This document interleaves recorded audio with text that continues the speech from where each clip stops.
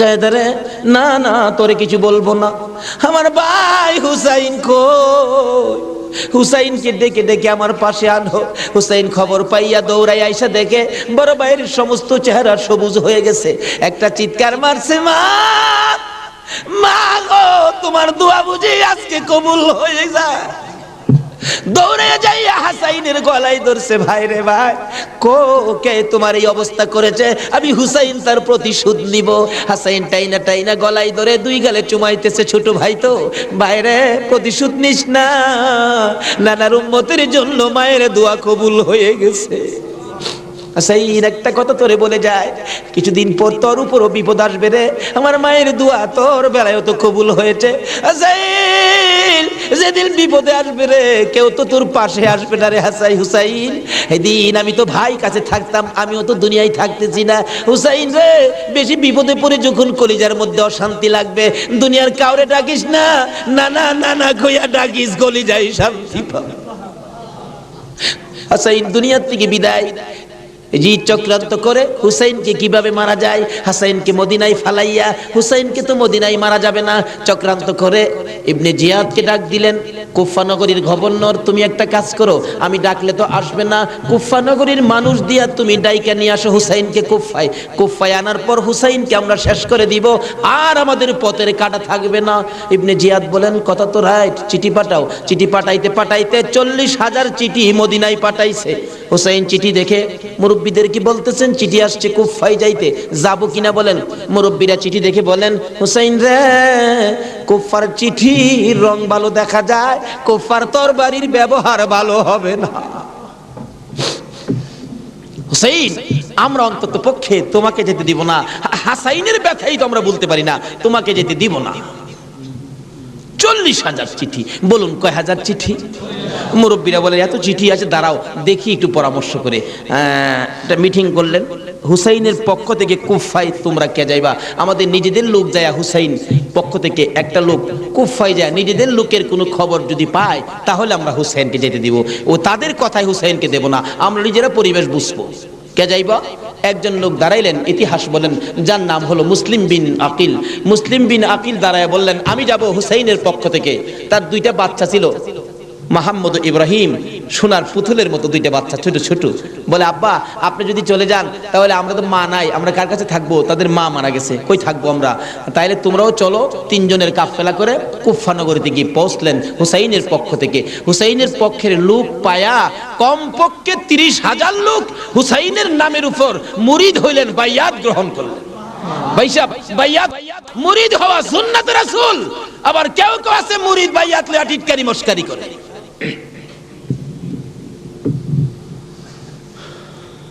বুঝে না ভাই সাহেব, পীরের কাছে মুরিদ হবেন, কত মজার খেলা যে খেলে, আল্লাহর ওলির আল্লাহর সাথে কত খেলা যে খেলে। আল্লাহ কই, এই তানো ফতোয়া লাগাইস না, মাসলা লাগাইস না, এটা আমার খাট বান্দা, খাট জাগাত কোনো দলিল লাগে না। জোরে জোরে খান সুবহান।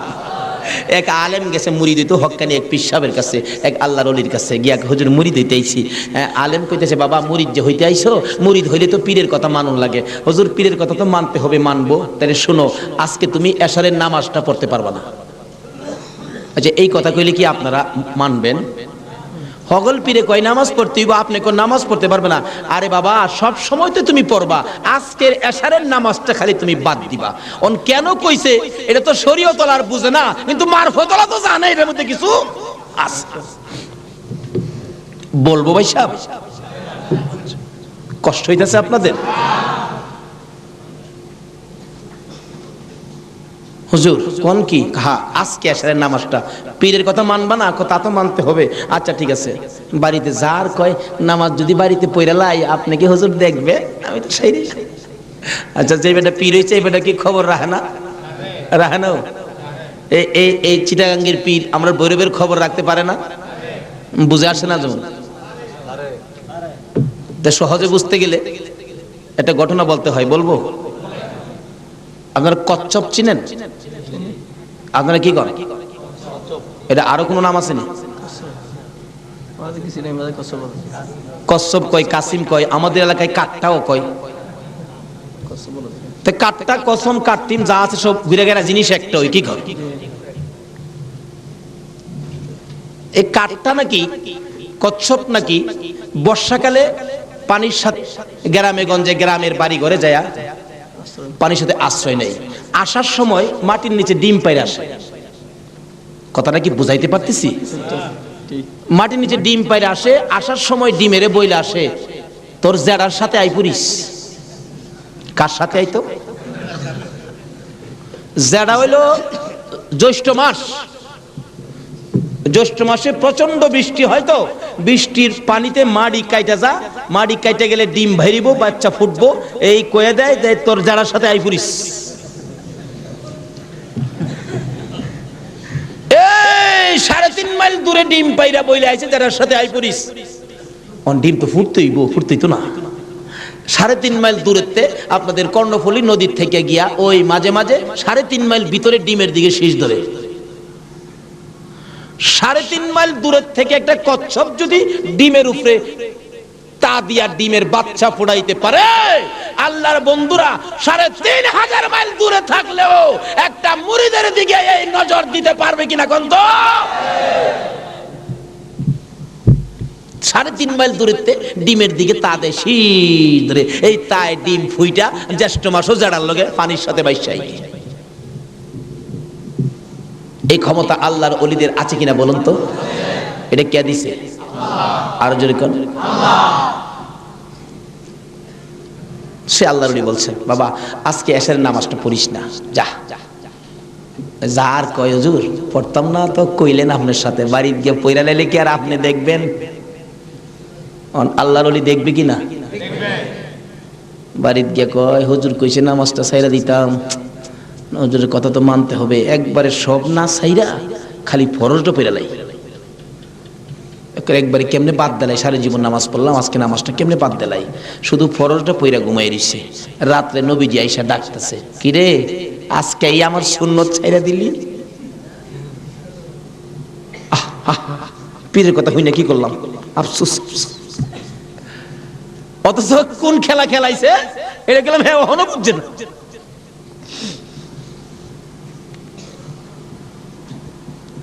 সকালবেলা ফজরের নামাজ পড়া মনের দুঃখ খুলে যাইতেছে পিসাবের কাছে।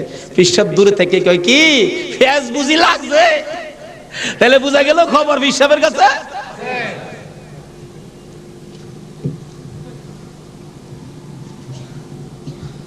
হুজুর আর কথা কইেন না, আপনি না করছেন নামাজ পড়তাম, কত তুই বেটা নামাজ পড়ছস কে? আরে কই কি আমি নামাজ পড়ছি না করছি আপনি জানেন কেমনে? বেটা খালি সুন্নতটা বাদ দিছস, তোর খেয়াল নাই ফরজটা যে পড়ছস আমি কি জানি না মনে করছস? হুজুর ফাইরে লাইছে, হুজুর কি ফেস হইছে জানেন কি? আমি খালি আপনি তো কইছেন নামাজ পড়িস না, একবারে কেমনে বাদ দেই, আমি ফরজটা পড়ে ঘুমাই রইছি, সুন্নতটা পড়ি নাই। এই জন্য রাত্রে আইসা হুজুর আমারে ডাকতেছেন, নবীজি কি রে আজকে আমার সুন্নত বাদ দিলাইলি? হুজুর এই সর্বনষ্ট হইছে। নবীজি এসে ডাকতেছে, আল্লাহর ওলি কয় বেটা এইটার লেগিতে কইছিলাম আজকে যদি ফরজটা সহ ছাইরা দিতে, আজকের নামাজটা খালি ছাইরা দিতে, সুন্নতটা বাদ দিও না, নবীজি আইসা তোরে ডাকতেছে, যদি ফরজটাও বাদ দিতে আমার কথায় আমার আল্লাহ আয়া তোরে ডাকলো। ভাই সাহেব এটা বুঝতে গেলে শরীয়তের মাদ্রাসার পরে মারিফতের মাদ্রাসায় ভর্তি হতে হবে। জানি চট্টগ্রামটা পীর মাসের দিক দিয়া বাংলাদেশের মধ্যে আপনারা উপরে আছেন, এই জন্য আমরা আপনাদেরকে শ্রদ্ধা করি। আল্লাহ হায়াত দেখ সকলকে, সকলে বলুন আমিন। যাই হোক ওইদিকে আমার আলোচনা না, আমার আলোচনা হলো কারবালা। যাই হোক কারবালার দিকে পৌঁছে গেছি, আধা ঘন্টা সময় দিতে রাজি আছেন না আপনারা? আসুন হাইরে কারবালা যাচ্ছি, এবার কারবালা। এবার চিঠি পাইলেন কয় হাজার? মুসলিম বিন আকিল চলে গেলেন, 30,000 লোক মুরিদ হলেন, বাইয়াত গ্রহণ করলেন। খালি কয় মুসলিম বিন আকিল হুসাইনকে কুফায় আনেন না, আমরা হুসাইনকে দেখতাম। তো কুফা নগরী বড় মসজিদে বসে মুসলিম বিন আকিল চিঠি লিখলেন, হুসাইন আর কোনো ভয় নাই, এখানে পরিবেশ আপনার জন্য পাগল, আসলেও পাগল, কিন্তু খারাপ তো খালি এজিদের বংশ। চিঠি পাওয়া মাত্র আপনি চলে আসেন। চিঠি গিয়ে পৌঁছে মহরমের 1 তারিখ। হুসাইন 6 মাসের শিশু আলী আসগর সহ মেয়ে পুরুষ মিলে 72 জনের কাফেলা নিয়ে রওনা হলেন কুফার দিকে, যেহেতু চিঠি পাইছে মুসলিম বিন আকিলের হাতে। ওদিক দিয়ে যেই চিঠি পাঠাইছে শুনছে ইবনে জিয়াদ এজিদের পক্ষের লোক আইসা সবাইকে সরিয়ে দিয়ে, লম্বা ঘটনা, মুসলিম বিন আকিলকে মসজিদের বারিন্দার মধ্যে ফালাইয়া গলায় ছুরি চালাইয়া জব করে দিলেন। মুসলিম বিন আকিলের দুইটা ছোট্ট ছোট্ট বাচ্চা ছিলেন, মুহাম্মদ ও ইব্রাহিম। দুইটা বাচ্চা 12 বছর 13 বছর, সোনার পুতুল।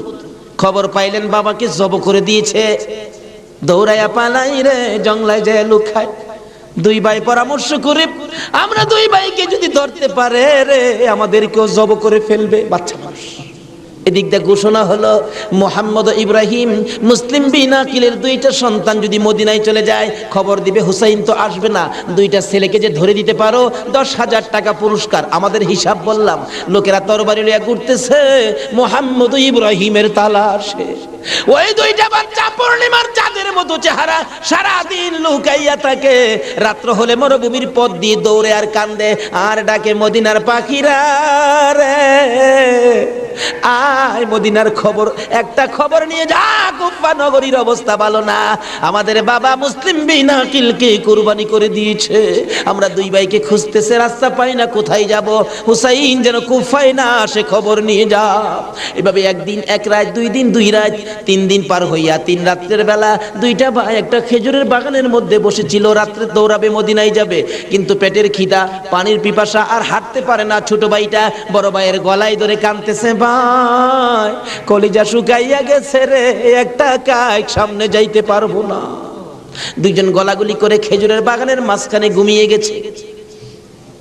এই খেজুরের বাগানের মালিকের নাম ছিল হারেস। হারেস নিজে ও তরবারি লইয়া ঘুরতেছে। সকালবেলা হারেসের বিবি যাই বাগান দেখবে, যাইয়া দেখে বাগানের মাঝখানে সাপ বিচ্ছুর ভয় থাকে, কিন্তু এই ভয়ের মাঝখানে দুইটা পূর্ণিমার চাঁদের মতো সন্তান ঘুমাইয়া রইছে। আস্তে আস্তে কাছে যাইয়া ছোট্ট ভাইটার মাথায় হাত দিলে, চোখ খুলে দেখি কুফার মহিলা, চিৎকার মারছে, ভাই গো আর ঘুমাইস না, কুফাবাসী আমরার খবর পেয়ে ফেলছে, মদিনায় বুঝি আর যাওয়া হবে না, তুমি আমার মা লাগো, আমার মা নাই, বাবা নাই, আমরা মদিনার সন্তান, আমরা মদিনার আওলাদ, কুফাবাসীর কাছে আমাদের খবর দিও না।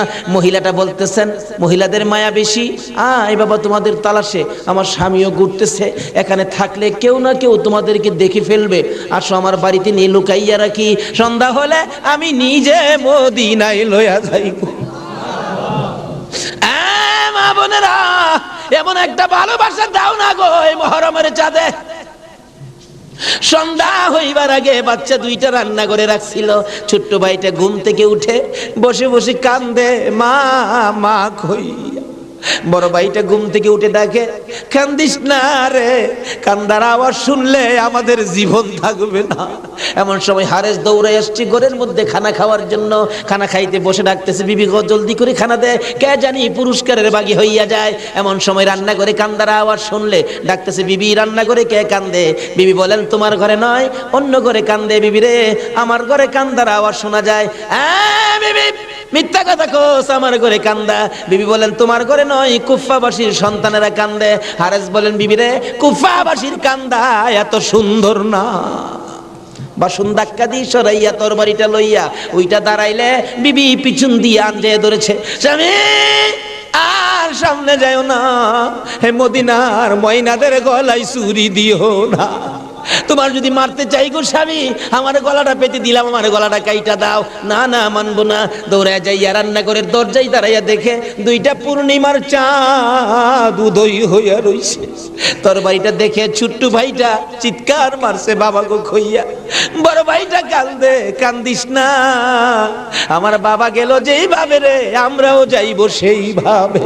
এইভাবে যারা জীবন দিয়েছে সেটাই হলো আমার আল্লাহর রাস্তা। দুই ভাইকে ধরে মুরগির বাচ্চার মতো শেষরাইয়া বাহির করে যাইতে যাইতে যাইতে যাইতে একটু পরে পরে ছোট্ট ভাইটা জিগায়, হারেস রে, আমরা মেরে ফেলবে রে, মারিস নাই, আমরার মা নাই, আমরার বাবা নাই। আকাশের দিকে তাকাইয়া ডাকে, রে আকাশের পাখিরা রে, আর একটা খবর নিয়া হুসাইনের কাছে পৌঁছে দে, হুসাইন যেন কুফায় না আসে। রওনা হলেন, যাইতে যাইতে সন্ধ্যা হয়ে যায়, পুরাত নদীর কিনার দিয়ে যাচ্ছে।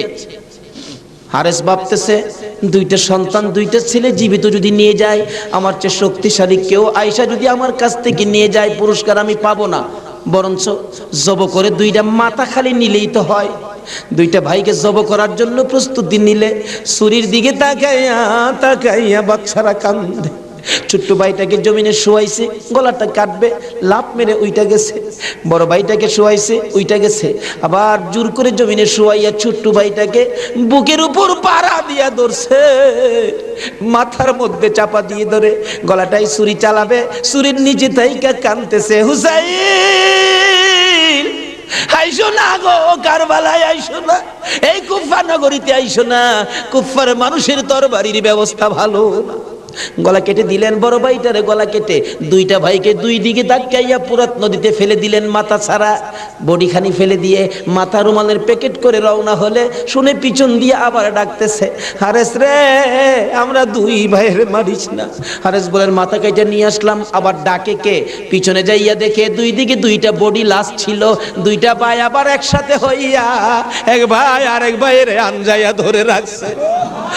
আমার আল্লাহ বলেছে আমার রাস্তায় যারা জীবন দেয় রে তারা মরে না, তারা মরে না রে, তারা জীবিত। এই দুই ভাই প্রমাণ করে দিলেন তারা জীবিত।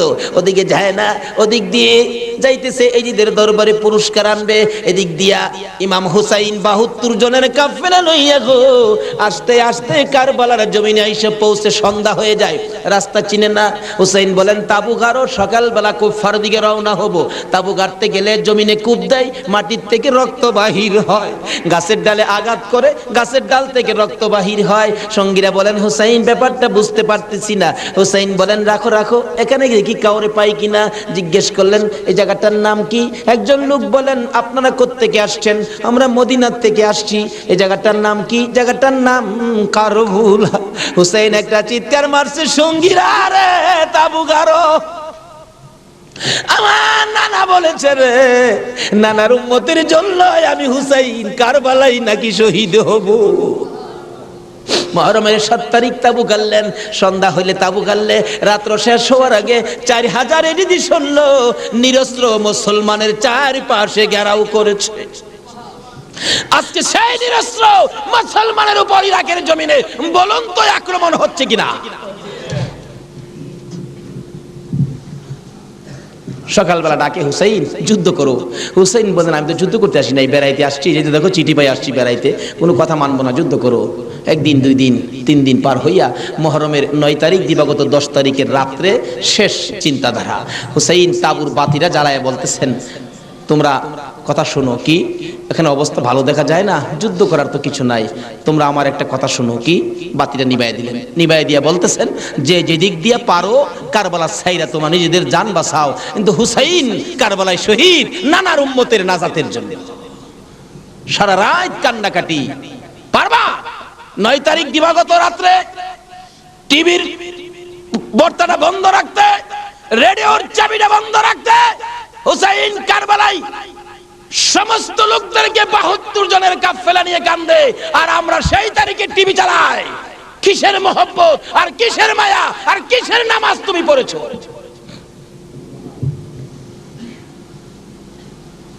যদি কথা দিতে পারো 9 তারিখ দিন গিয়া রাত্রে টিভি আর চালাবো না, আর গান বাজনা করবো না, হুসাইন তোমার জন্য ওই ফুলসিরাতের কিনারে দাঁড়ায় থাকবে।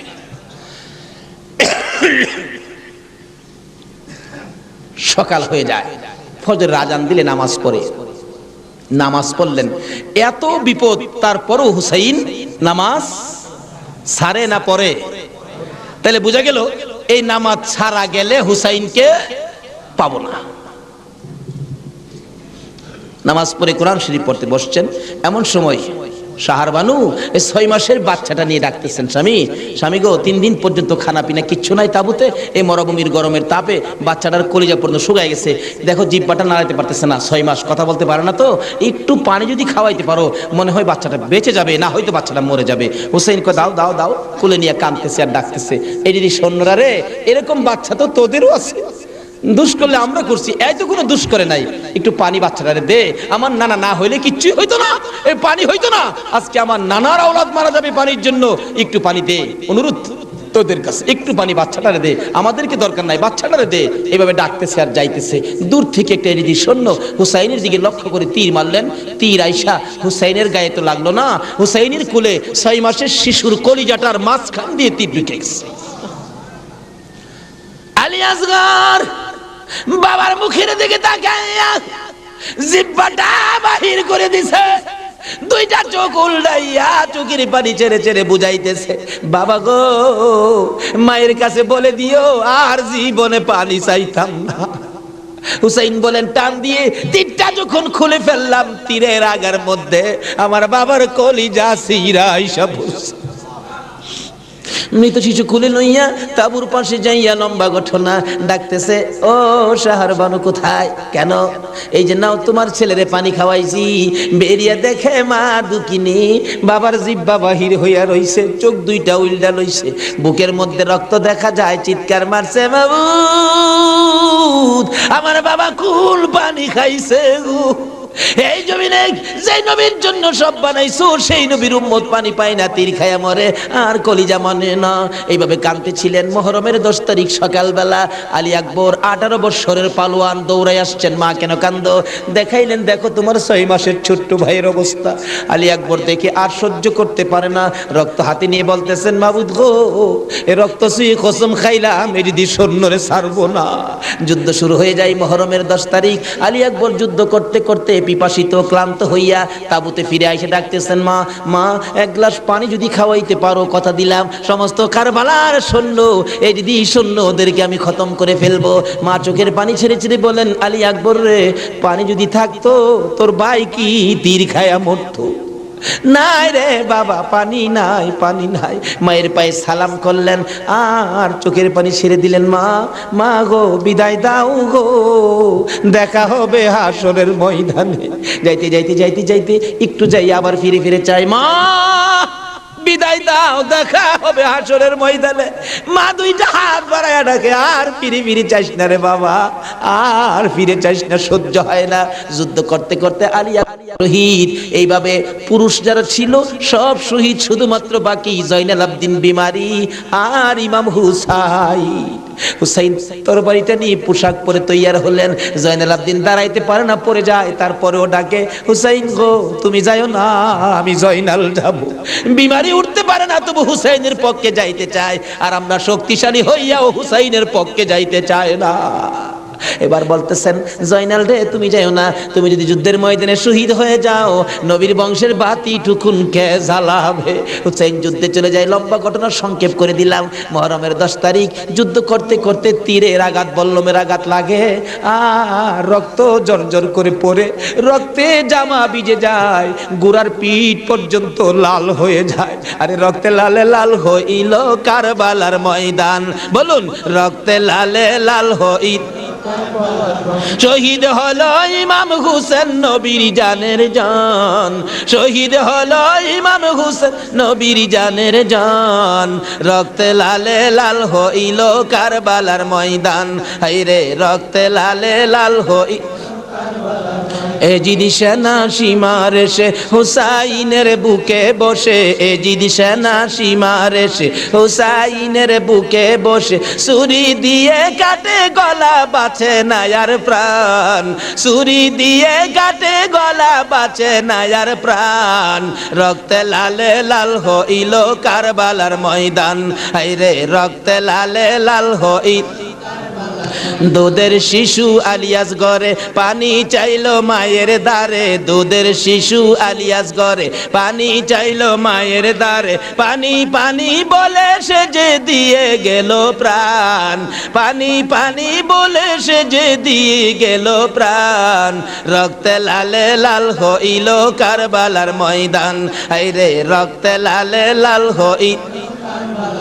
শহীদ হলো ইমাম হুসেন নবীর জানের জান, শহীদ হলো ইমাম হুসেন নবীর জানের জান, রক্তে লালে লাল হইল কারবালার ময়দান। হায়রে রক্তে লালে লাল হইল। বলতেছিলাম হুসেন সমস্ত শরীর থেকে রক্ত ঝরে ঝরে দুর্বল হয়ে যায়, পানির পিপাসিত ক্লান্ত হইয়া গোড়ার থেকে নেমে যায়, পুরাত নদীর পুনার কিনারে যাইয়া একটু পানি হাতে নেয় খাওয়ার জন্য, হাতে নেয় পানি হয়ে যায় রক্ত। হুসাইন কান্দে, মাবুদ গো আমার নানা না হইলে কিছু হইতো না, আমার নানা না হইলে জগতের কিছু হতো না, পানিও হতো না। আজকে নানার বংশ নানার আওলাদ পানি পায় না, আমি হুসাইন পানি খাবো না। এবার দৌড়া যাইয়া আবার চাইলেন ঘোড়ার উপরে উঠবো, যুদ্ধ করবে। হুসাইন ঘোড়ার উপরে উঠতে চায়, শরীর দুর্বল, ঘোড়ার উপরে উঠতে পারে না, বারবার চেষ্টা করে উঠতে পারে না। অবশেষে ঘোড়ার উপরে পিঠটার মধ্যে হাতটা দিয়ে মাথাটা ফালাইয়া কাঁদতেছে, বাবু আমার নানার উম্মতের জন্য মায়ের দোয়া বুঝি কবুল হয়ে গেছে। বহু চেষ্টা করলেন, ঘোড়ার পিঠের উপরে আর উঠতে পারে না। দৌড়া এসে সীমার ধাক্কা দিয়ে জমিনে ফালাইয়া বুকের উপর চড়ে বসছে। হুসাইন বলেন, সীমার রে, আমার নানা বলেছে রে কারবালায় শহীদ হব, আমার নানার উম্মতের মুক্তি পাবো। সীমার, আজকে জুমার দিন আমারে 2 রাকাত জুমার নামাজ পড়ার সুযোগ দে। ও নবীর উম্মতেরা, নবীর আশিকেরা, হুসাইনের আশিকেরা গো, এই 2 রাকাত নামাজ জুমার নামাজ ছাইরো না, আমার নবীর শাফায়াত নসিব হবে না। রক্তে লাল হইয়া যদি হুসাইন 2 রাকাত জুমার নামাজ পড়তে পারে গো, আজকাল থেকে কথা দিতে হবে জীবনে কোনো দিন জুমার নামাজ ছাড়তে পারবা না। জুমার নামাজ আদায় করতে সময়টুকুন দিলে নামাজ শুরু করে দিলেন। রুকু সিজদার কাজ শেষ করে তাশাহুদে বসে সালাম ফিরানোর আগ পর্যন্ত কাছাকাছি বসে বসে এই যদি সৈন্যরা নামাজের ভিতরে প্রত্যক্ষদর্শীরা বলেন এক একটা করে তীর মারে হুসাইনের গায়ে। ডান দিক দিয়ে যদি তীরটা মারতো, বাম দিক দিয়া বেরিয়ে যাইতো, সামনে দিয়া মারলে পিছন দিয়া বেরিয়ে যায়। এই কিসিমের তীর গো, নামাজের ভিতরে 72টা তীর লাগাইছে। হুসাইন সালামটা ফিরাইয়া নানা গো কইয়া কালতে কালতে জমিনে গড়াগড়ি শুরু করে দিলে। নিষ্ঠুর পাষাণ এই দিদি সৈন্যের সীমার গলা কাইটা মাথা আলাদা করে নিয়ে গেছে। হুসাইন শহীদ হয়ে যায়। ওদিকে দিয়ে ডাকতেছে। মুহররমের 10 তারিখ সন্ধ্যা যখন হয়ে গেল, উম্মে সালমা বলেন, আমি মাগরিবের পর থেকে শুনতেছি নবীর রওজার চারপাশে কে যেন হাউ মাউ করে কাঁদতেছে। মনে বড় অশান্তি, কিসের কান্দার আওয়াজ। দৌড়ায় যাইলাম, যাইয়া দেখি কোনো মানুষ দেখি না, কে যেন কান্দে। এসারের নামাজ পড়ে আমি উম্মে সালমা ঘুমের ঘরে ঘুমিয়ে গেলাম। এমন সময় দেখি আল্লাহর বন্ধু কাঁদতে কাঁদতে কোত্থেকে যেন আসতেছে। কাছাকাছি আসার পরে দেখি আবার রাসূলের গায়ে রক্ত মাখা মাটি দেখা যায়। উম্মে সালমা বলেন, হুজুর কেন কান্দেন রক্ত মাখা মাটি শরীরে লইয়া? আমার নবী বলেন, উম্মে সালমা রে, বোতলের মাটির দিকে তাকাইয়া দেখ, বোতলের মাটির অবস্থাগুলো দেখ। উম্মে সালমা বলেন, তাকাইয়া দেখি বোতলের মাটি লাল হয়ে গেছে। আবার রাসূল বলেন, উম্মে সালমা রে, আমার হুসাইন কারবালায় নাই রে, কারবালায় না। উম্মে সালমা বলেন, প্রশ্ন করলাম, ইয়া রাসূলুল্লাহ, হুসাইন তো কারবালায় শহীদ, আপনার রওজার পাশে কাঁদলো কে জানতে চাই। আমার নবী বলেন, আরে উম্মে সালমা, আমার হুসাইন যখন কারবালার জমিনে তীরের আঘাতে নানা কইয়া ডাক মারছে রে, আমি নবী রওজার থেকে বাহির হইয়া দৌড় মারছি। ওই সময় রহমতের ফেরেশতারা আমার রওজার পাশে বসে বসে কাঁদছে। আমি কারবালায় যাইয়া দেখি আমার হুসাইন তীরের আঘাতে রে নানা নানা কইয়া গড়াগড়ি করে। আমি হুসাইনকে আনজায়া ধরছি। হুসাইন তীরের আঘাতে যতটা গইর দিছে রে, আমি রাসূল হুসাইনের সাথে ততটা গইর কারবালার জমিনে দিয়েছি। এই হুসাইনের রক্ত কারবালার মাটিতে পড়েছে, এই রক্ত মাখা মাটি আমি নবীর গায়ে লাগছে। এই উম্মে সালমা জানাইয়া দিস রে, এই রক্ত মাখা মাটি আমি রাসূলের কাছে জমা থাকবে। আসরের জমিন যেদিন গায়েব হবে, আমি আমার মাওলার দরবারে হুসাইনের রক্ত মাখা মাটিগুলি তুলে ধরবো। মাবুদ, আমার মেয়ে ফাতেমা সন্তান কুরবানি করেছে আমার উম্মতের নাজাতের জন্য। এই যে দেখো হুসাইনের কারবালার রক্ত মাখা মাটি তুলে ধরলাম। আর ফাতেমা হুসাইনের মাথাটুকু লইয়া দাঁড়াইয়া বলবে, আমি হুসাইনের মাথাটুকু তুলে ধরলাম। মাবুদ গো, এর বিনিময়ে আমার বাবার উম্মতের মাফ করে দাও।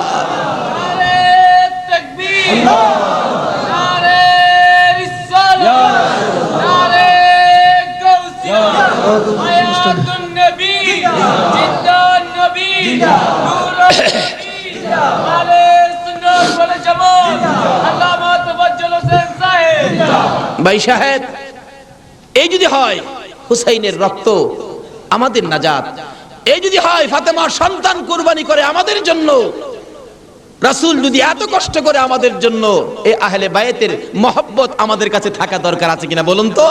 তাদের আলোচনা তাদের জীবনে আমাদের প্রত্যেকের অন্তরে রাখা দরকার আছে কিনা বলুন তো? আল্লাহ আমাদেরকে আজকের মাহফিলে সেই বুঝটুকুন দান করে দেখ, সকলে বলুন আমিন।